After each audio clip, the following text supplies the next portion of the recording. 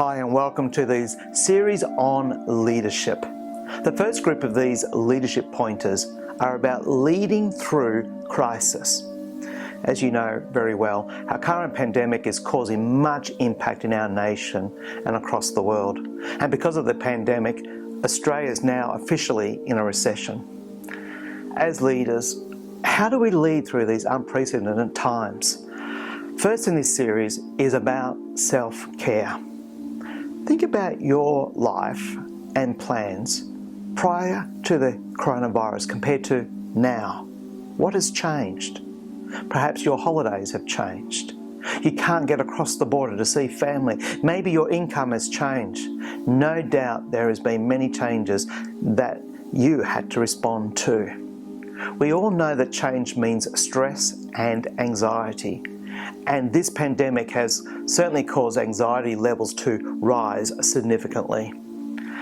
As leaders, you are human, and therefore you are going through stuff as well, at home, at work, at church. You have an extra layer of pressure to worrying about groups, your groups, about direction, about staffing. It's not easy. Leadership is always important, but particularly now, during a crisis. In other videos, I'm going to be sharing about leading through crisis, but right now I want to focus on you. You cannot give what you do not have. A key to any group or church or organisation is making sure that your cup is full so that you can pour into your team or into your group. In the book, Stress and Its Relationship to Leadership and a Healthy Workplace Culture, researchers wrote this, that if a leader experiences stress, neurotransmitters and hormones are released and the leader may experience a short period of increased focus and reaction time. But if the stress exists for a long enough period of time, there will be negative consequences.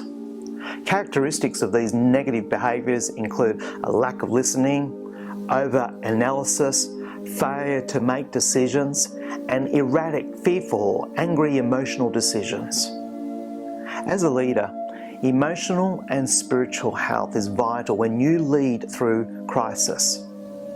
Here are some self-care action. 1. Keep feeding your faith.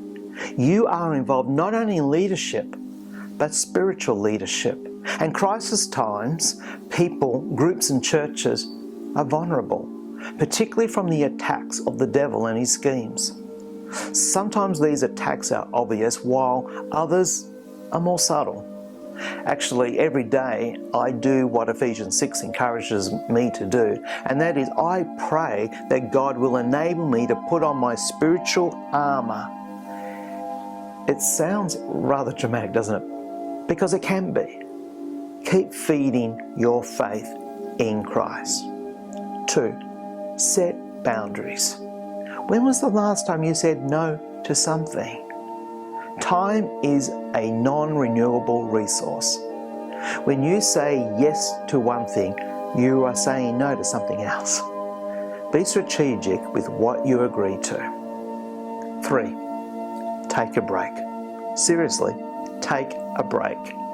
Schedule it in or it won't happen. Maybe you can't afford a few weeks off right now, but take a weekend off here and there.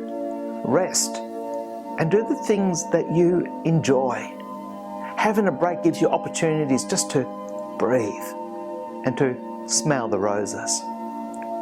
At the height of Jesus' popularity, he and his disciples were becoming exhausted, and so Jesus said to his team, "Come and take a break and get a little rest." 4. Give yourself grace. When you're in a position of leadership, you might feel like you have to solve everything immediately. In the process, you might create unrealistic expectations or timelines for yourself. Giving yourself grace means not putting so much pressure on yourself to be all things to all people. Instead, focus on being flexible in the face of the ever-shifting situations. So, here are my top 4 tips for leaders to practice self-care. Feed your faith, set boundaries, take a break, and give yourself grace. And you may have others that have helped you also in the past. Thanks so much for watching. God bless you.